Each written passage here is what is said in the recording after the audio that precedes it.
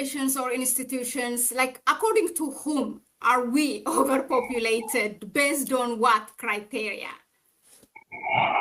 Okay, so first of all, I think even the use of the term overpopulation in the same sentence with Africa is probably some of the worst misinformation that has ever been done.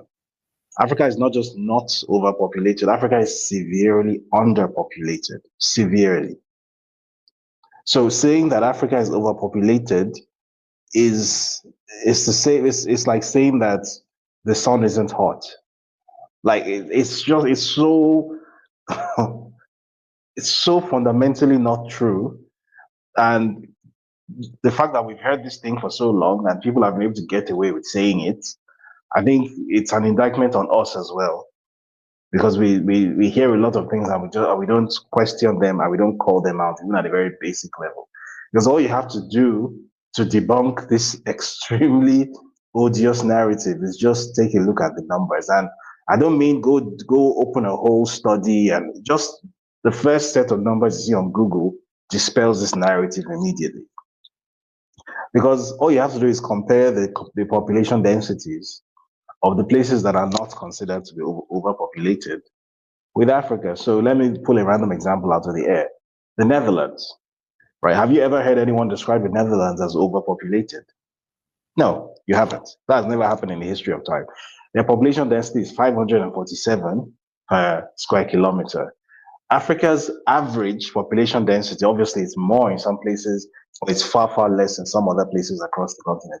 But on average, Africa's population density is about 227 per square kilometer. It's less than half that of the Netherlands. So on what planet is Africa overpopulated?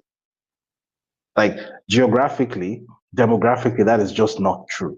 That is a false statement. It's not true.